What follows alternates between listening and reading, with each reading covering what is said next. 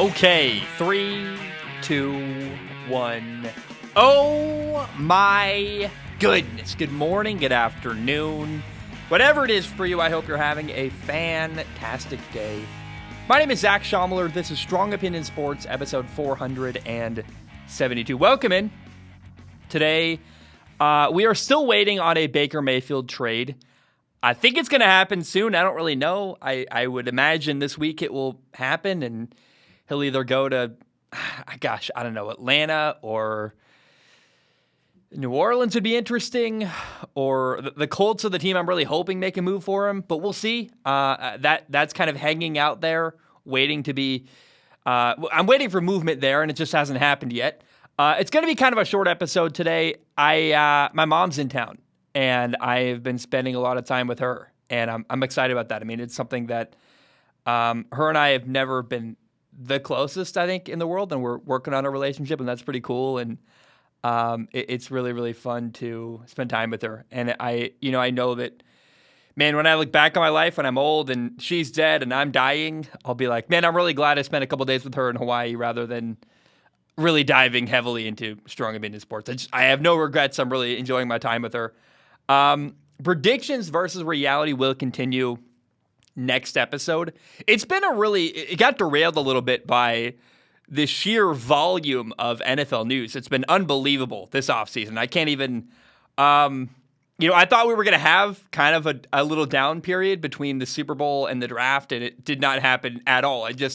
I feel like the NFL offseason isn't really a thing anymore. The season just continues, and it doesn't really, I don't know. It's been the most crazy, insane NFL offseason of my lifetime. And I mean, it's great for content. I'm certainly very glad that it just hasn't stopped. I thought I was going to cover baseball maybe a little bit. I thought I was going to follow March Madness. And no. Trade after trade after trade and big move and big signing. It's just been insanity. So we will continue predictions versus reality next episode. Today is going to be pretty short. We're going to do some news. We'll do some Ask Zach questions. We will end with Formula One. I am burying Formula One at the end so that if you are not a Formula One person, you can skip it. But you know where it is. If you're one of those people, I love Formula One. I would put it at the beginning of the show, but I just know that the majority of my audience is here for football or sports and are not necessarily Formula One people. So I put it at the end for you people that are also like me and into this European sport that I think is becoming more, it's emerging in American markets maybe a little bit, and I think more people in the U.S. are starting to follow Formula One, which, hey, I love it. We got 2 F1 races in America this year. We got Texas and Miami. It's going to be fun. Let's jump in and talk about some NFL news. A couple of moves happened recently this week. There are 3 things I want to focus on. Other stuff happened, obviously. These are the 3 that really matter to me. First of all, I want to give a really big shout out to the Cincinnati Bengals. They made 3 big moves to help out their offensive line. They added offensive tackle La'el Collins. It was a move that we were waiting on, and he visited, and was he going to sign? Was he not going to sign? He ended up signing. He was with Dallas for the last 7 years. He is 29 years old in July. He's a stud. He's the best tackle that has played in Cincinnati in quite a while. At least we don't know if he's going to be right tackle or left tackle. They do already have a tackle, Jonah Williams, who was drafted in 2019. They also signed 2 stud guards. They gave former Patriot Ted Karras a 3-year, $18 million deal. He's also 29 years old. La'el Collins will be 29 in July. Ted Karras is 29. And then earlier in free agency, they signed Alex Kappa to a 4-year, $40 million deal. He was in Tampa with Tom Brady, and he's 27 years old. So what I really, really, really love about this is that Cincinnati is spending money and kind of dealing with their biggest problem on their football team head on, directly investing heavily in their young quarterback and the offensive line to support Joe Burrow, their young guy. And they're not screwing around. Joe Burrow was the most sacked quarterback in the NFL last year and still somehow found a way to lead his team to a Super Bowl. So oh, man.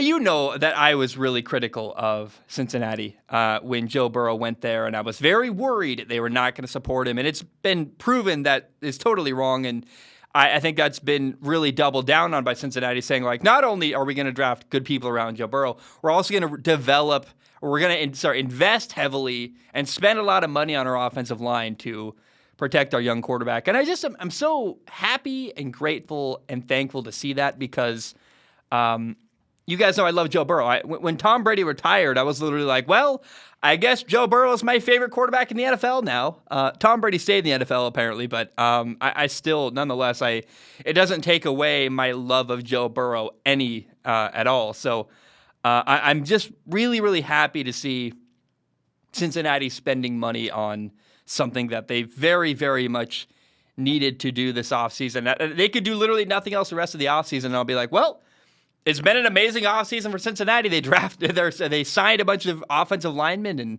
are helping Joe Burrow. So, let alone the draft and what they do there. So, I'm just really, really thankful and happy to see Cincinnati making moves that I approve of and I think are awesome. And I think the entire league looks at and goes, yep, they needed offensive linemen and they sure got them. Okay, we have two Rams-related stories. Number one, the Rams have given their quarterback Matthew Stafford a 4-year, $160 million contract extension. That includes $135 million fully guaranteed. I got cat hair in my mouth. Not fun. I was snuggling my cat a minute ago, and oh man, nothing like cat hair in your mouth. Sorry. So by giving Matthew Stafford a big contract extension, the Rams now have him through at least 2025. They have a potential out after the 2025 season when Stafford will be 37 years old. If they cut him after 2025, he will only be a $12 million dead cap hit. Now, his salary cap hit for 2024 is $49.5 million, and in 2025, it will be over $50 million, $50.5 million. Now, the salary cap across the league is expected to go up as TV revenue goes up, but regardless, that's a lot of money to pay Matthew Stafford. I think he earned it with his – I think at this point, they'll pay him whatever he wants because he won a Super Bowl, and they're just going to – they don't even care anymore. It'll be interesting to see how the rest of Matthew Stafford's career goes with the Rams. I think they will be good. I worry about their defense. I worry how he's going to age. He's never struck me as a guy who takes as good a care of his body as someone like Tom Brady does or Aaron Rodgers even does. It's very likely that Matthew Stafford will end his career with the Rams. But really all he has to do from here on out, in my opinion, is put together a bunch of really good years, throw for a bunch of yards, have good winning seasons. He never needs to win another Super Bowl. And he probably, if he just wins a lot of games, has great numbers, probably becomes a Hall of Fame quarterback in like 5 years from now, if he can keep playing and put up big numbers. So just keep your eye on that. I'm really curious to see how the rest of Matthew Stafford's career will play out, but it looks like he will end his career with the LA Rams. Now, here is the second Rams-related news story. Let me drink some water first before we get into it. The Tennessee Titans have traded for Rams receiver Robert Woods. It's an interesting deal. The Titans gave up a 2023 sixth-round pick to get Robert Woods, which is honestly basically nothing. It's very low risk. It's a great trade for Tennessee. Robert Woods is going to be 30 years old in April. He's coming off of a torn ACL. And I mean, look, this is when you compare this trade for Robert Woods to what they gave up to get an expensive receiver, Julio Jones, who gave them basically no production. I mean, it's a really great trade when you compare it to the Julio Jones trade. I think you can at least get the production Julio Jones gave Tennessee last year out of Robert Woods, if not better. And this is a guy who he had over 1,000 yards receiving in 2019. He had 900 and something in 2020. He only played in 9 games last year. He got hurt. I think he could be very solid, and what Tennessee really needs is a number 2 receiver, and it feels like they got one for a very reasonable trade. And they're still going to pay the guys. I think he's like, I believe he's like around $13 to $15 million a year. We'll see how long his contract lasts. I'm sure they'll cut him at some point, but for next year, he could be exactly what Tennessee needs, and they just really need someone to be their number 2 receiver. And I think Robert Woods could be a very solid answer. So it's actually an impressive and very shrewd move by Tennessee. Now let's talk about baseball. It's old news now, but I feel weird just not acknowledging it at all. So let me be clear. Baseball's back. Yay! Round of applause for baseball. They figured it out. They got their act together. The owners and the players, they made a deal. They figured out a new CBA. So the season is on, and the Major League Baseball season will be including all 162 games. Rob Manfred came out and said, we're canceling regular season games. And that turned out to be not true at all. It was just a negotiation tactic. They made a lot of small, nerdy changes to the MLB contract structure. One of them was like you can only move players between the majors and minor leagues 5 times now, which feels like a lot still, but I don't know. Another thing was somehow there was some wording that I don't even understand, that I researched it and I Googled it a bunch and I still couldn't figure it out. It was having to do with draft compensation, I believe. I don't really know. I don't really care. Here are the couple changes that I found noteworthy and interesting. Number one, there is now a universal designated hitter in Major League Baseball. What that means is now in the AL and in the American League and the National League, we will have designated hitters. So for years, it was just the American League. That's the Yankees, the Mariners, the Texas Rangers, stuff like that, the Minnesota Twins. Now it's also in the National League. And my immediate thought is I'm excited for whoever gets to be the Colorado Rockies designated hitter playing in Denver in that stadium. That guy's going to have a field day. I'm happy for him, and I'm really excited I think it just makes baseball better to not have pitchers who suck at hit all the time. Some of them are good occasionally. I mean, etched in my memory forever is a Mariners starting pitcher, Felix Hernandez, once hitting a grand slam against the New York Mets. It's not like pitchers are look, let's be real. They weren't good hitters. It's not like they never did anything, but I'm really excited to have guys who their whole job is be hitters in the National League as well. I think it makes baseball better. They're expanding the playoffs from 10 teams to 12. That's another big win, in my opinion. There will be a draft lottery in Major League Baseball now, similar to what the NBA does, meaning that the worst team with the worst record is not guaranteed the number 1 overall pick. The hope is that it will discourage teams from tanking in baseball. It didn't really work in the NBA. People say that it discourages tanking, and it certainly does discourage tanking, but we still see NBA teams tank all the time. So I don't imagine it's going to have the effect they hope it will, but we'll see if it works that way. And one other big change that you will find when you watch Major League Baseball in the future now is that they can put ads on jerseys. You might see when you watch, I believe that the Milwaukee Bucks and the NBA have a Motorola ad on their jersey. You're going to see a little bit of that now in Major League Baseball as well. It's a way to get even more revenue. I think it's actually a very needed change in baseball. I've talked before many times that the league is built on, I think, really bad contracts with regional television networks that are going to at some point be bad deals for the networks that they can't pay the money on anymore. So any way that baseball can find new revenue and creative ways to make more money is really great for them. Because they got to keep paying players at a really high level. And I don't know that when those contracts are up, they're going to get a same massive contract from these dying local broadcast networks. So baseball is back. They made some changes. I don't know that this is going to get me to watch baseball more. I wish I could say it would, but I'm going to be pretty busy this offseason. I'm doing all kinds of stuff. Football is king in my world. But you could bet I'll be at a couple baseball games this summer for sure. I'm going to go to some MLB games. I don't know that I will cover them very much, but I like baseball a lot, and I'm excited to go to a Mariners game with my buddy Sean. One of my best friends, Sean, is a huge Mariners fan. You guys know me. I'm not a Mariners fan anymore. But I'll drink a beer, have a hot dog that's $50 overpriced, and I'll pay the money because I want to go to the stadium, sit with my friends, have a hot dog, have a beer, enjoy a baseball game. Like that's something I love. Even if I never cover baseball very closely, I will always really. I mean, look, I don't think I've been to one.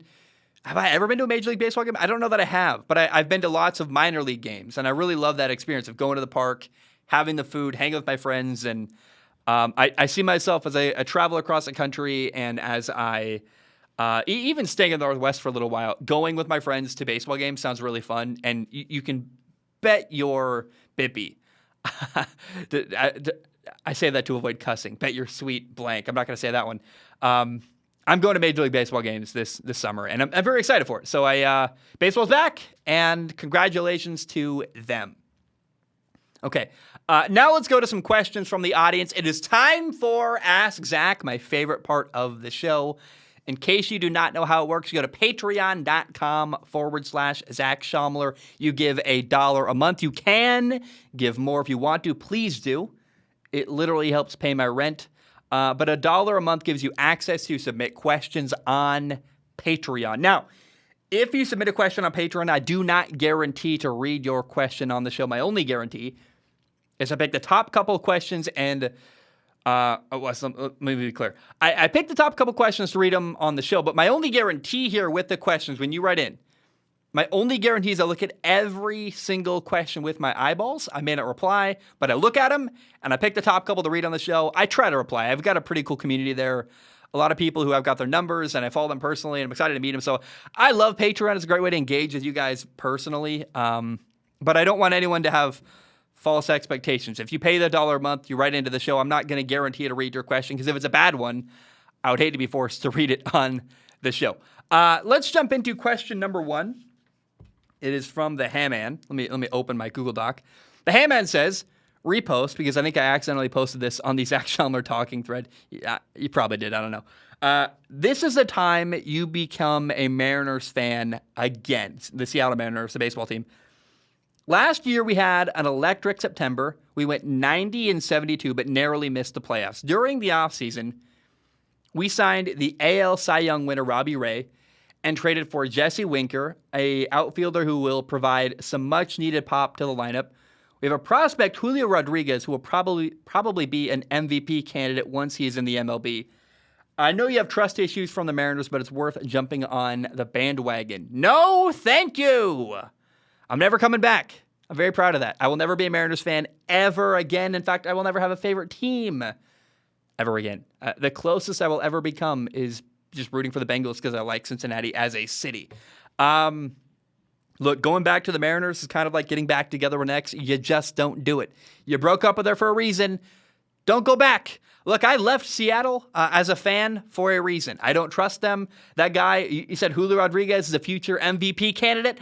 Means they're probably going to trade him to the Orioles for Eric Bedard, right? They're going to get rid of, if they have a good player. I know they got rid of that guy who was telling all these horrible stories at the Rotary Club and talking and bragging about how he doesn't want to pay people. But I will never trust the Mariners. I will never give my heart to that organization ever again. I will go to Mariners games. I will, the most I will do, I will get an overpriced hot dog and a beer and go sit in their stadium and root very loudly and very hard for the opposing team because I absolutely effing hate the Mariners. They ruined my childhood. That's a little bit extreme.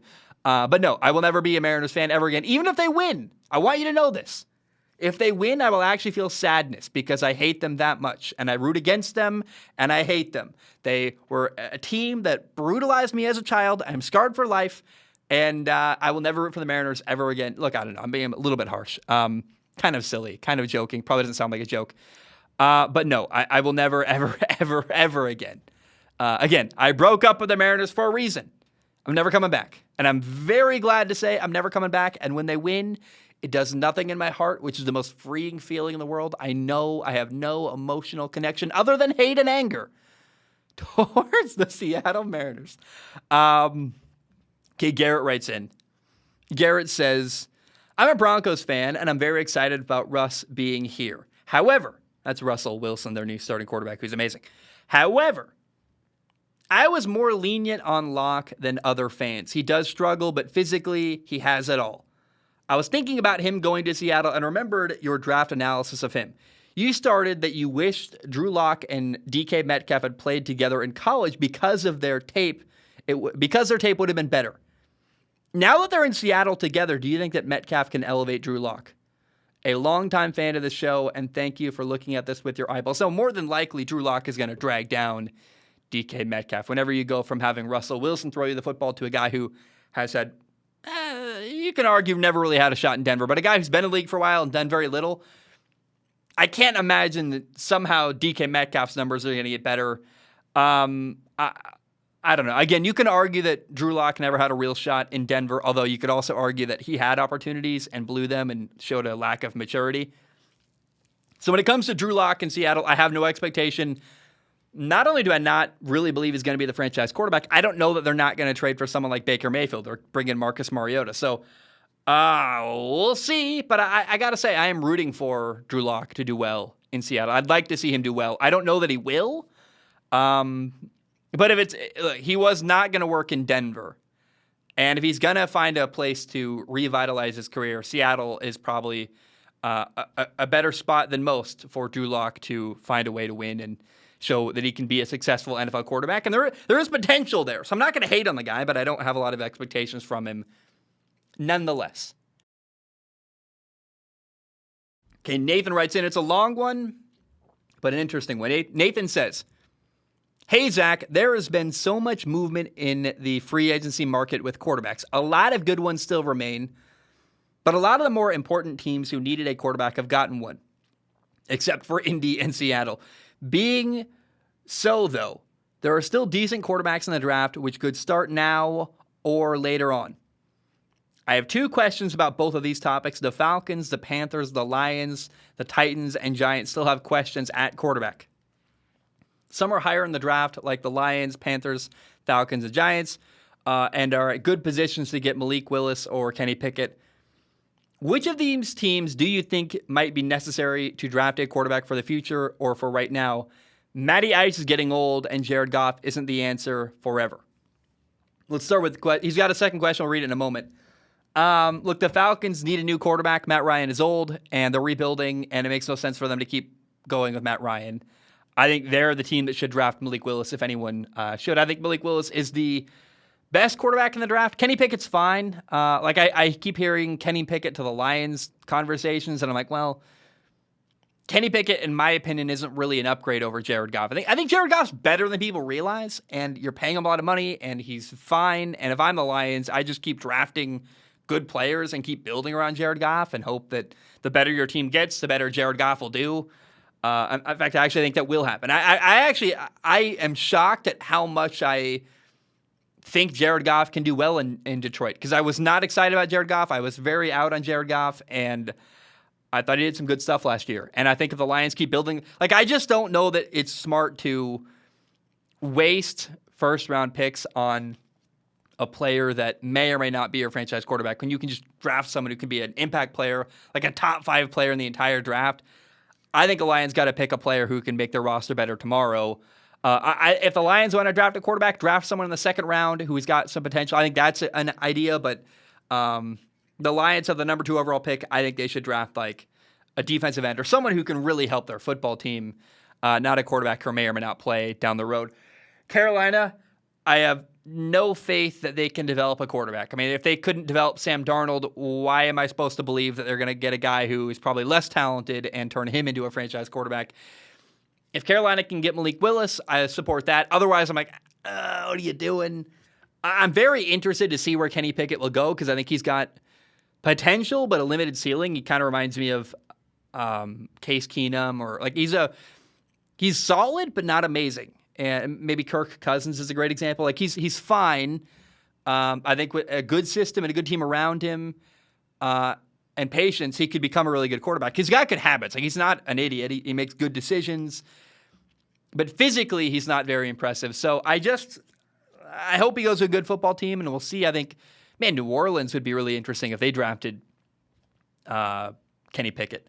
Him playing indoors in the South, warmer weather. Kenny Pickett to New Orleans sounds exciting to me. The Giants should not get a quarterback. I think that Tyrod Taylor's better than anyone in the draft they can get immediately. And I just think if you're the Giants, you have so many problems on your football team that you need to solve way before you get to. You got a quarterback situation when Daniel Jones and Tyrod Taylor, who are both fine. I think Tyrod Taylor is going to be your franchise quarterback long term for a while. Use your draft picks to keep building your roster. So that's how I feel. The Falcons need a quarterback. Carolina, and I think most of the value with quarterbacks in this draft is going to be later in the second round. I'm very excited to see. I think Tennessee could draft a quarterback in the second round. I think Washington could. I think there's a couple teams out there that already have quarterbacks that are solid but not amazing that could make a move in the second round. But most of these guys are going to get drafted not in the first round. So it's going to be a weird, interesting draft. And I still have to do film analysis and break all them down. But that's my thoughts so far. Let me read the second part of your question. It's really interesting. He says, so many quarterbacks are gone off free agency, but one of them still remains that actually saddens me. Gardner Minshew has shown so much potential, but the idea of him is still that he is a good backup. Why won't teams give him a shot? Zach, you're awesome and keep up the good work. So Gardner Minshew is not a free agent. He's actually the backup under contract in Philadelphia. Someone would have to trade for him to get him. And I think Philly's happy. He's a great backup. They're like, we're not going to get rid of this guy. He's awesome.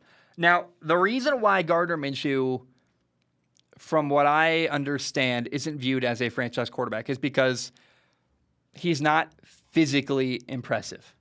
Teams are looking for the next Josh Allen or Justin Herbert level quarterback. And if you're not physically a monster, people aren't excited about you and don't want to build around you. The reality is I think that Gardner Minshew is somewhere along the lines of a little better than Case Keenum, and I think that he's a great leader. He's a galvanizing personality. He's a guy who I think is great for your locker room, who is being wasted on the bench in Philadelphia. But because he doesn't have the potential of a Josh Allen or Justin Herbert, no one's going to make a move to go get him. No one wants to build around him.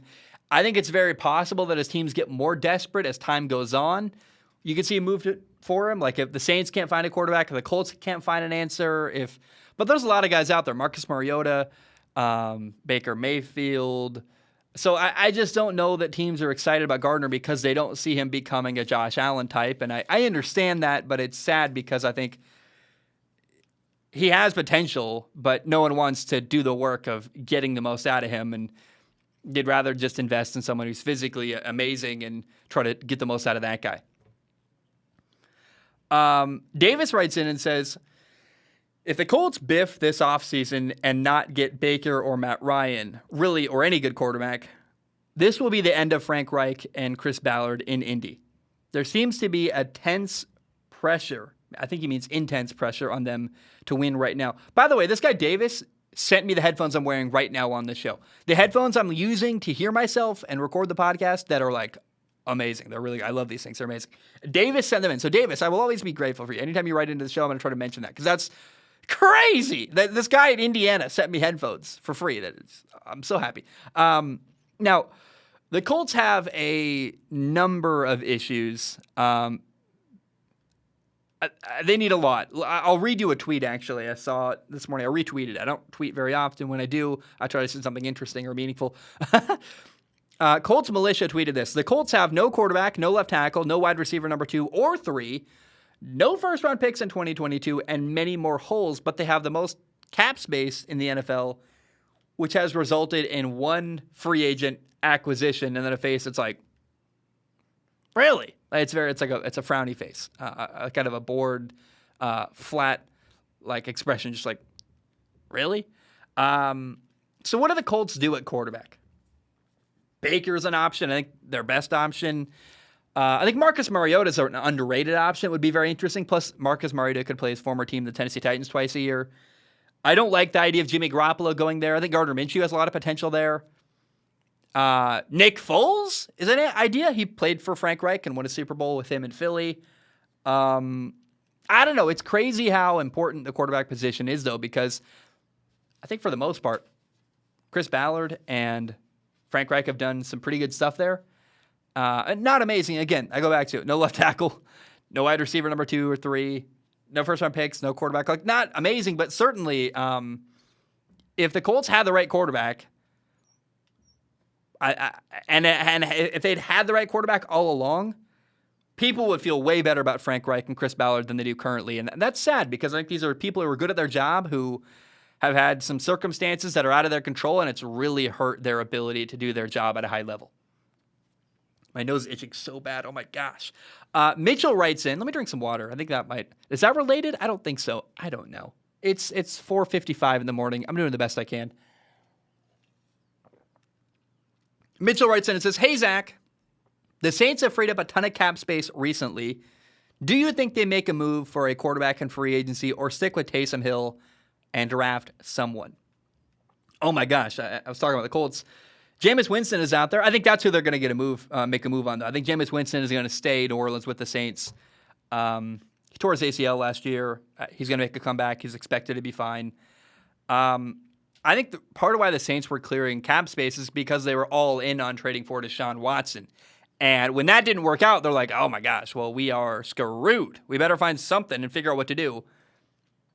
Jameis appears to be the guy. Taysom Hill is not the answer, in my opinion. I think a dark horse that would be interesting is the Saints trading for Baker Mayfield. Another option, I think Kenny Pickett in New Orleans would be actually pretty intriguing because Kenny Pickett is a guy who makes good decisions, takes care of the football. I would rather him play in a dome than in cold weather. This is so cliche, but he's got smaller hands, meaning that like a wet, slippery football is going to be harder for him to hold on to. I know people. I played quarterback. It's just true. I have small hands myself, and I didn't love throwing a snowy, wet football. Right? I would have rather. I'm the kind of guy like I'm smaller. I have a smaller hand size. I would rather play in a dome. I think the true is same about Kenny Pickett, and he doesn't have a massive cannon for an arm. I think Kenny Pickett is very well suited to play in New Orleans. They don't have a receiving core like at all, but we'll see what happens there. I'm also really interested to see what happens with Michael Thomas in New Orleans. Taysom Hill isn't the guy. It's probably Jameis Winston. Keep your eye on them drafting Kenny Pickett. But Baker's a wild card. I really want to see where Baker Mayfield will go, and our team's willing to give up very much for him. I don't think so. I think it's kind of a race to the bottom there, and teams are like, I bet Seattle offered like a 6th-round pick, and the Saints are like, what did Seattle offer, right? And then probably the Browns lie. They're like, a 3rd-round pick. And we want a 2nd for him. And, New Orleans is like, in your dreams. So I bet that's kind of what's going on right now with the Baker Mayfield trade situation. The reason why he hasn't been moved yet is because the Browns aren't getting what they want in return for him yet in an offer. So, and I don't know. It all depends. If he works out, a 2nd-round pick is a steal for Baker Mayfield. If he fails, then it's a terrible trade. So, I don't know. I think people aren't really they're nervous and hesitant about him, but also can recognize the potential of Baker Mayfield. I want to read a Browns fan's perspective on the Deshaun Watson trade. So remember, Deshaun Watson has had 22 women accuse him of, to put it lightly, sexual misconduct. I did a whole topic about it. I did an episode. I titled it, I believe, The Deshaun Watson Conversation, Part 1 and 2. At the beginning of the show, I talked about it. At the end of the show, I talk about it. Go listen to that for like my real thoughts on that situation. But from here on out, I've decided to focus on the football side of the story because it's now a football story. He's playing in the NFL again and not very much of a non-football story anymore. So Zachariah wrote in, though. He said this. Hey, Zach. I'm a Browns fan. Been one since I was born about 24 years ago. I do not feel comfortable with the trade that happened for Deshaun Watson. I cannot look at this team right now and feel comfortable with the allegations facing the person that is supposed to be the face of this organization. I also cannot feel comfortable knowing that any attention and money that I give to this team goes into lining the pockets of an owner who is willing to set aside $250,000, I think he means billion, $250 million today for this man. He means Deshaun Watson. I feel such a strong connection to the history of the team and the players I've rooted for since we have hired them. I also don't know the true feelings of the front office and the coaching staff as... I gotta sneeze. Whoa. I also don't know the true feelings of the front office and the coaching staff as the leaks have had Jimmy Haslam's fingerprints all over them. How do I support the players and the team while not supporting the two parties that I can't morally align with? Okay, Zachary, I got 2 very honest, earnest questions. Number 1, are you still not going to support if the Browns start winning? I would imagine that if Deshaun Watson goes to Cleveland and they win a ton and dominate, that people are going to have a short memory and just kind of move on and go, oh, well, he's winning games, and just be happy their team is winning and kind of ignore the past. Also, I ask you, Zachariah, how can you possibly support a team without supporting their quarterback? Because their quarterback is the team. I mean, that it just is true in the NFL that your quarterback is not only the face of your franchise, he's like the most key, important ingredient of your team. I don't think you can support your team without supporting your quarterback. If they win, it will be because of him. He is like the most important factor of their winning formula. So I feel for you, Zachariah. It's a look. I think honestly, maybe this is. I don't know if I say this or not. You can only you can only control as much as you can control, and frankly, like unless you get the entire Browns organization to boycott the Browns, you're not going to have an impact. And I hope you just. Life is short. The world is awful. There's all kinds of horrible stuff happening everywhere, every day. If the Browns bring you joy, let them bring you joy. I don't know. Is that the most like? Is that the best answer that I feel great about? No. I wish there's like some kind of change it could affect in the world, but I'll tell you what. I was an environmental science major once upon a time in college. I had this great gung-ho idea. I'm going to change the world. And I realized that the only way to make an impact on the environment was to become a politician. And I didn't want to do that. And I'm like, well, I just feel hopeless and I can't do much. So how much can you impact and change the Cleveland Browns? Not very much. So if they win and your heart is happy, just let your heart feel happy. Don't feel guilty about it. What do you gain from that? I don't know. That's just what I would tell you as a friend on a person-to-person level. Like, just control everything you can control, and the stuff that you have no control over, you just got to let it go. Because we're like little tiny cogs in this massive machine that is the planet of Earth. And we do the best we can, but when there's stuff that we have no real control over, we just got to move on and kind of let it go. ENK writes in and says, "Hey, Zach, I'm a frustrated Packers fan. I'm sick of Aaron Rodgers and his constant drama, along with his massive contract, so we can't pay anyone. I'm frustrated with not having any wide receivers. It's not just that we let Devontae Adams go for essentially nothing. Well, you got a first and second round pick. That's not terrible. And you don't have to pay him. But we didn't replace him with anyone. We didn't replace Devontae Adams with Allen Robinson, Odell Beckham Jr., Jarvis Landry, or Amari Cooper. They were all available, and another free agent passed without us doing anything. I'm also so glad we paid Aaron Jones instead of using that money for a valuable position." Yeah. I guess my question is, what would you do if you're Green Bay? Would you move up in the draft to get a receiver, or would you try to make it work with someone like Julio Jones? Probably both. You probably should get Julio Jones. You probably should try to is Jarvis Landry gone anywhere yet? Let me look that up. I don't think so. I think Jarvis Landry is still available. Jarvis Landry news? No. Jarvis Landry isn't anywhere yet. So you still could sign Jarvis Landry. I would make an aggressive move for them. Here's the thing. Because you have salary cap problems in Green Bay, you're not going to bring in big free agents. It's just not going to happen. The only way to get new talent in Green Bay is to draft people. And if I am Green Bay, I'm drafting like 3 receivers in the first 2 rounds. You have 2 first-round picks, the 22nd pick and the 28th pick. You also have 2 second-round picks, the 53rd pick and the 59th pick. You have the 22nd overall pick in the draft, the 28th overall pick in the draft, the 53rd overall pick in the draft, and the 59th overall pick in the draft. 4 picks in the first 2 rounds. If I'm Green Bay, I am spending 3 of those 4 draft picks on a receiver. I'm going for sheer volume. Here's the thing. You could trade up in the draft. You trade your 2 first-round picks, or maybe you trade the 59th and the 28th pick to move up in the draft. That's great, and that's actually not a bad idea. If you can trade a second and a first for Chris Olave or some big receiver earlier in the draft, you should do that.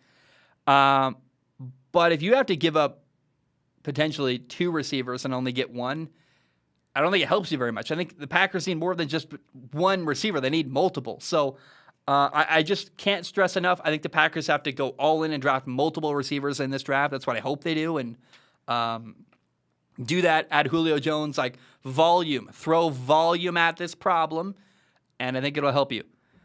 Is it crazy to draft 3 receivers in the first 2 rounds? Yes. Does it sound like a Madden move? Yes, it does. But if you're the Packers, you're desperate, and I think it's what you got to do. Okay, Connor writes in. Connor says, "I've been watching a ton of the Patriots defense lately. breaking down their coverages and seeing how players like Kyle Van Noy find success in this defense.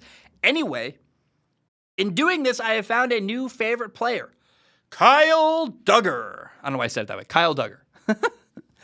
This kid is amazing. I never hear anyone talking about him, but on the low key, he may be one of the best New England players. He may be one of New England's best players, he says. I would really recommend giving him a watch sometime. I think you'd really enjoy. Gosh, I'm reading this terribly. I think he says, I think you'll really appreciate him. I don't know why I said enjoy. He says appreciate. I did the best I could to read that. I'll check him out. Kyle Duggar is the Patriots safety. He was a second-round pick in 2020.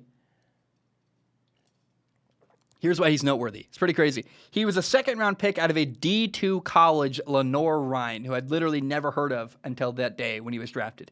And to be a second-round pick out of a Division II college is insanity, and he's become a starter and a really good player. So it was actually a great, very, very shrewd move by Bill Belichick. So wild, weird, interesting, exciting, and very good. I will check out Kyle Duggar in the future. I don't know if I'll make content about him, but I will look at him. I'm sure he's fun to watch, and I'll check it out.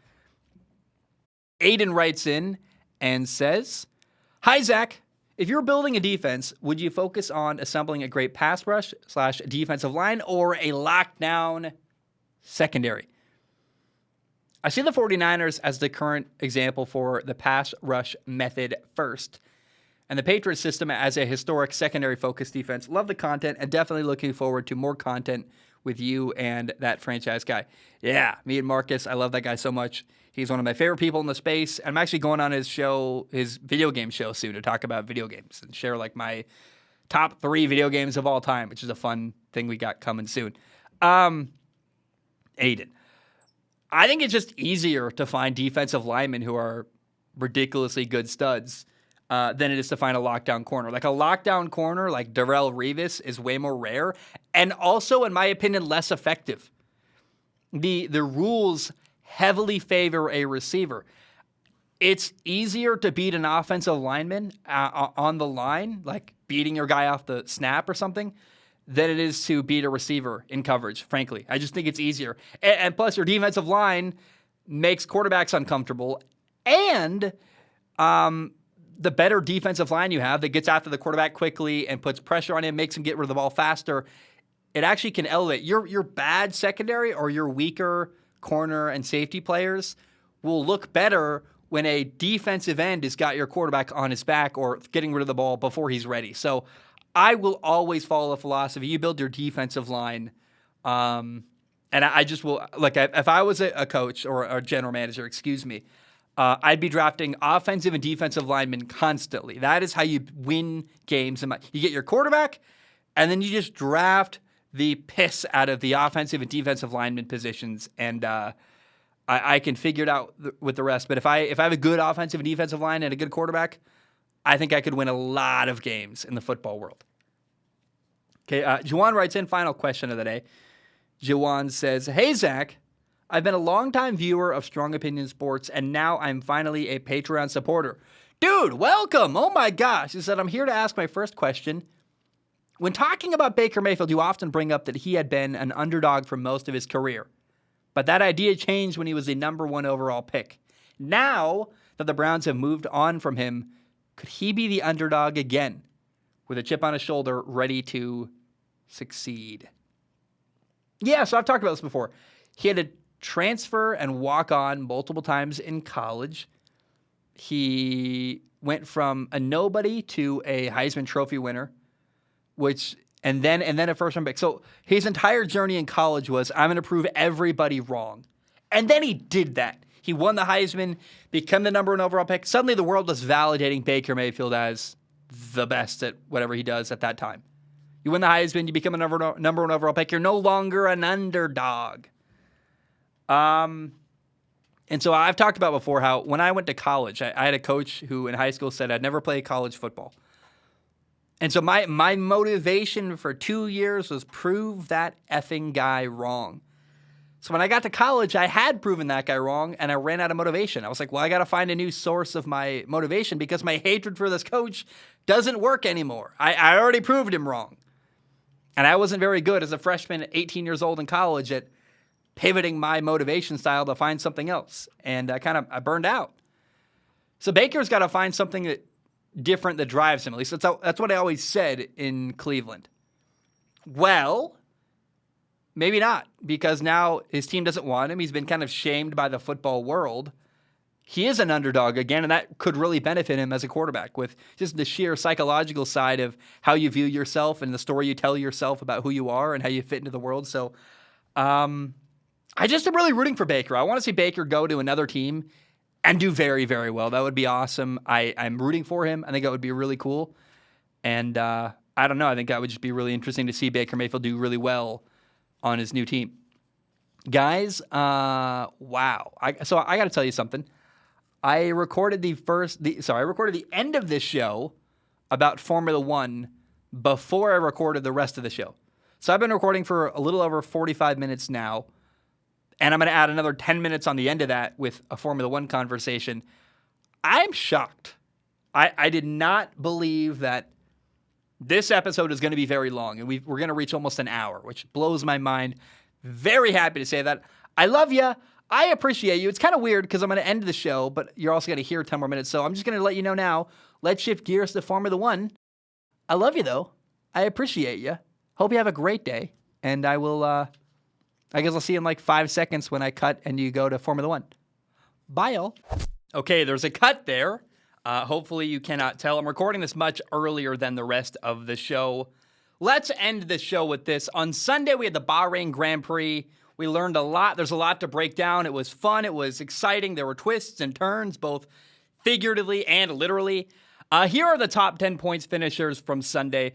First, you had Charles Leclerc for Ferrari. He also got another extra point for fastest lap. Second, you had the other Ferrari driver, Carlos Sainz. In third and fourth, you had third, Lewis Hamilton, and fourth, George Russell, both driving for Mercedes. In fifth place, you had Kevin Magnussen for Haas. That's a great story. We'll talk about that in a moment. In sixth place, you had Valtteri Bottas driving for Alfa Romeo. Seventh was Esteban Ocon for Alpine. Eighth, Yuki Tsunoda for AlphaTauri. Ninth, Fernando Alonso for Alpine. And in 10th place, the other Alfa Romeo driver, a rookie in his first ever Formula One race, Zhou Guanyu. I hope I pronounced it right. I'm doing the very best I can. Let's start off by talking about Ferrari. It's a 1-2 for them. It's incredible. It's a new top dog in Formula One. Ferrari is awesome. We're only one race in, but they are the team to beat so far during the 2022 Formula One season. And I gotta say, it is so great to see Ferrari back on top in Formula One. A good Ferrari team is great for the sport and great for Formula One. It's similar to the Dallas Cowboys in the NFL or the Lakers in the NBA. The sport is better when they're a good team. So I was very excited and happy to see Ferrari win. Great for Charles Leclerc. Happy for Carlos Sainz. They got a really great team and a really great driver lineup. Now, Red Bull, oh boy, huge loss for them. Engine failure in the final couple laps. They missed out on a podium finish, whether it was Max Verstappen and then Sergio Perez. Pierre Gasly, by the way. So 3 out of the 4 Red Bull cars had engine failure, both with the Red Bull main team and then AlphaTauri, their sister team. Pierre Gasly in lap 46, his engine caught on fire. Lap 55, Max Verstappen retired after slowing down during lap 54 and getting passed by pretty much everybody. Sergio Perez retired on the very final lap, lap 57. It was awful and not a good day for Red Bull. I mean, that's not entirely true. They showed they had pace to keep up with Ferrari. They were very competitive. It was fun back and forth all race between Charles Leclerc and Max Verstappen, even if Charles Leclerc clearly pulled away towards the end. But to not even be able to finish the race, falling apart the way they did at the end of the race was horrible. And you got to walk away feeling not great for Red Bull, although, again, they're clearly faster than Mercedes. Now, for Mercedes, it's a massive day. They got gifted a podium by Red Bull's failure. And finishing third and fourth is it's a gift that they did not expect with like 5 laps to go during the race. It's clear, though, that they are the third fastest team right now in Formula One. Now, it's only one race. There's a lot of time between now and the end of the year for them to make changes and tweak their car and improve. But they do need to make changes if they're going to get faster and have a real competitive shot at competing for a world championship. Now, a lot is going to change throughout the year as teams make little subtle tweaks to their aerodynamic setup and engine tweaks. But the question is, can Mercedes elevate themselves enough to go from third place right now? I mean, they're second technically in the standings, but it's clear they're the third fastest car. Can Mercedes do enough work throughout the year to go from the third fastest car to potentially winning in F1? They're second right now in the constructors' standings. We're only one race in, but I am very interested to see how the year will go for them. Now, Haas. Oh, my goodness. It's amazing. Kevin Magnussen got fifth place. He was P7 most of the race. He had the fastest car other than the big three in F1, Red Bull, Ferrari, and Mercedes. Look, Haas sacrificed a lot last year and kind of said we're going to take an L entirely last year during 2021 to develop their car for this year. And I didn't expect it to work. I'm not going to lie. I thought Haas was going to be terrible. I know they were doing great during preseason testing and free practice, but I was very skeptical. I'm like, we'll see if this actually plays out on the track. And clearly they are, other than the top three, the fastest car as of the first race. What's even crazier, though, is that 2 weeks ago, Kevin Magnussen didn't even know he would be driving in Formula One, not only this year, but literally ever again. And then Earl Cowley and Mazepin got dropped by Haas. And I don't know. I mean, I don't know that this car would have gotten P5. In fact, I'm not only not sure, I can declare confidently, without Kevin Magnussen, this car would not gotten a fifth place or even seventh place finish in Formula One. Like, Nikita Mazepin was not going to drive this car quick enough to get here. And it's very cool to see Kevin Magnussen in a genuinely quick car in Formula One, something that we never really ever got to see until now.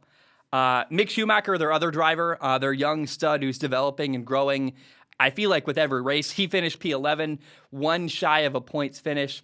And it's just really exciting because Haas showed a lot of great pace. It's much needed for them. And I mean, I compared this on Twitter or Instagram to like the Cleveland Browns in the NFL going from a just horrible football team to making the playoffs and returning to prominence. I don't know that that's a bit dramatic. Maybe not. I don't know. But certainly Haas has been down for quite a while. And is it going to last? I don't know. But to see them in race number one, not only competitive, but maybe the best team in the midfield is really, really cool to see.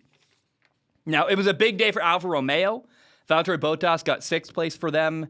Zhou Guanyu got P10. The Ferrari engine clearly is really helping their team. It's cool to see Alfa Romeo doing very well. And again, Guanyu, I hope I'm saying his name right, but it's really incredible to see him in his first ever F1 race get a points finish. That's just impressive and exciting, and I'm very, very happy for the guy. And big losses today. Today, Sunday, whatever you want it to be. I'm recording this Sunday night for me. I'm the last at the very end of the time zone across the planet. McLaren got 14th and 15th. Daniel Ricciardo got 14th. Lando Norris got 15th. They were not competitive, and really they should have been P16 and 17 had Red Bull not completely fallen apart at the end of the race. It's a really concerning and disappointing day if you're a McLaren fan. It's the same story with Aston Martin. Aston Martin got P12 with Lance Stroll. Sebastian Vettel did not drive due to the Rona, and Nico Hülkenberg filling in got P17. He was very last in the race. If you're a Aston Martin fan, you're certainly looking pretty side-eyed at your team going, wow. I was hoping for a step forward, and if anything, race one felt like a step backward for Aston Martin. Now, after one race, the strongest teams in the midfield are Haas, Alfa Romeo, I suppose AlphaTauri as well. I mean, even though Pierre Gasly had to retire and didn't finish, they were competitive, and Yuki Tsunoda finished in 8th. And then Alpine, man, had 2 points finishes. Esteban Ocon got P7, Fernando Alonso P9. I'm excited to see how the year goes for Alpine. I did not expect them to start the year with much better pace than McLaren. That surprises me a lot. I'm happy to see that. I was hoping we would get some kind of rivalry this year between Alpine and Aston Martin, and right now it looks like Aston Martin is way behind Alpine. And I wanted Sebastian Vettel versus Fernando Alonso. I'm very worried we're not going to get that kind of rivalry this year because it looks like Alfa Romeo is so far behind. Aston Martin, is so far behind Alpine. And then, frankly, I got nothing to say about Williams. They're still terrible. They still suck. I mean, maybe they're not the worst team ever in Formula One, at least the worst team this year in F1. It looks like maybe that could be Aston Martin after just one race. But I just have no interesting storylines with Williams. I'm like, I just have a hard time caring. Now, the next race coming is this Sunday, March 27th in Saudi Arabia. Then after that, April 10th, we will go to Australia. I cannot wait for that. And look, Red Bull has to respond next Sunday after having an engine failure. They need to show that, I mean, they just can't fall even farther behind in the championship. I know it's only one race, but if you don't finish again, I mean, look, we're only one race in. I don't want to overreact, but I really want to see Red Bull respond with a good finish. And for them to already not have any points to start the year is surprising and very disappointing. It was a really fun battle, though, between Max Verstappen and Charles Leclerc. I hope we can get a battle like that. I felt like Charles Leclerc was clearly a little bit faster, a better pace. But if we can get that kind of back and forth throughout the entire year, oh, man, that would be incredible and really, really fun. I will say it looked like everybody struggled a little bit on the new tires in F1. I mean, you saw a lot of drivers missing apexes of turns, and I don't know. We'll see how that plays out throughout the rest of the year. Now, the kind of the lingering questions for the next couple races are, can Ferrari continue to dominate? Are they really the best team in Formula One? I think they are the team to beat right now, and will that continue through Saudi Arabia, through Australia? Can Haas stay strong? I'm also really curious if McLaren can rebound.